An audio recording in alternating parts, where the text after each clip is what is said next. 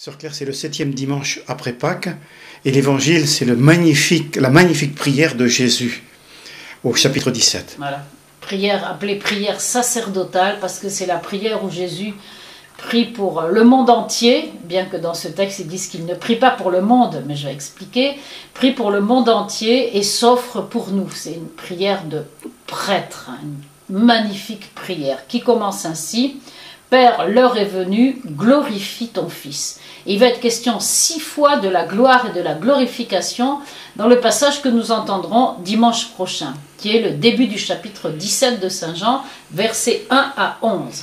En ce qui concerne la glorification ou la gloire, on peut dire que c'est la manifestation de Dieu avec tout son poids de divinité. Si j'emploie le mot poids, c'est qu'en hébreu, kavod, la gloire, ça veut dire c'est ce qui pèse. Et c'est une des très bonnes nouvelles de la Bible, ce qui pèse, ce qui a du poids, ce qui va rester, c'est toujours du côté de Dieu, alors que ce qui n'a pas de poids et ce qui va disparaître, comme la balle emportée par le vent, dont il est question au premier psaume, c'est tout ce qui est du côté du mal et du péché. La gloire de Dieu, il en est question pour la première fois dans la Bible, au livre de l'Exode, au chapitre 15, quand Moïse chante « Chantons le Seigneur car il a fait éclater sa gloire ». Et donc on voit bien que la gloire, ça a un rapport avec la victoire sur l'ennemi, puisque c'est le chant de victoire sur Pharaon et ses armées, c'est-à-dire sur toutes les puissances du mal. La gloire de Dieu est liée à la victoire sur l'ennemi.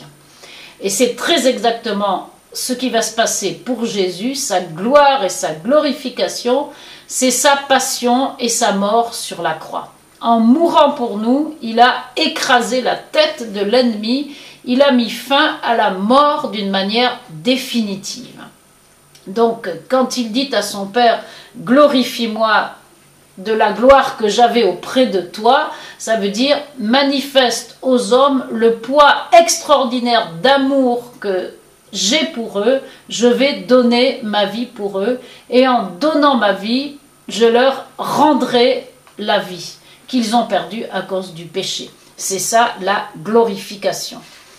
Alors ensuite, il est question, et ça c'est fort beau, de la vie éternelle. Au verset 3, la vie éternelle, c'est qu'ils te connaissent, toi le seul Dieu véritable et celui que tu as envoyé, Jésus Messie.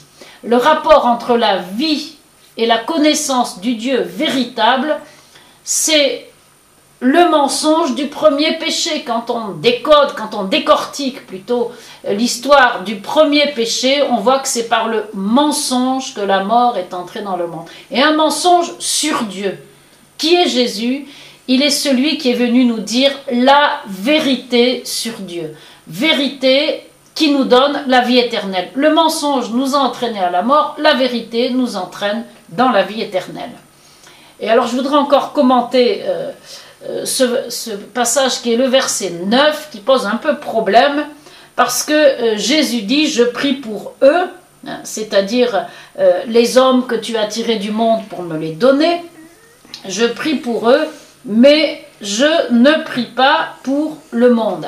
Alors on est d'autant plus étonné qu'au début de l'évangile selon Saint Jean, il est question de Dieu qui a tellement aimé le monde qu'il a donné son Fils unique. Alors on dit il aime le monde, il ne prie pas pour le monde, c'est en Jean 3,16, Dieu a tellement aimé le monde qu'il a donné son Fils unique pour que tout homme qui croit en lui ne se perde pas, mais qu'il ait la vie éternelle. Et voilà ici, Jésus dit « Je ne prie pas pour le monde, mais pour ceux que tu m'as donnés ».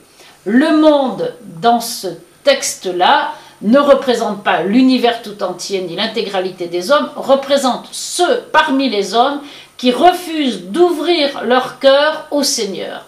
Ça veut dire que la prière de Jésus ne peut pas les atteindre parce qu'il la refuse. C'est ça, je ne prie pas pour le monde, parce que Jésus a donné sa vie pour le monde. Mais ceux qui le refusent d'une manière radicale, même la prière de Jésus ne peut pas les atteindre parce qu'elle est limitée par leur liberté de refus de Dieu, de refus du Seigneur. Et ensuite, Jésus dit, j'ai prié pour ceux que tu m'as donnés, car ils sont à toi. Et donc ceux que le Père a donnés à Jésus, c'est tous ceux qui ont accepté d'ouvrir leur cœur à la révélation, d'ouvrir leur cœur à la vérité que Jésus est venu dire sur Dieu. Et nous espérons en faire partie, puisque nous proclamons que Jésus est Seigneur, qu'il est l'envoyé du Père et qu'il est Dieu, né de Dieu, et lumière, né de la lumière. Amen. Merci, sœur.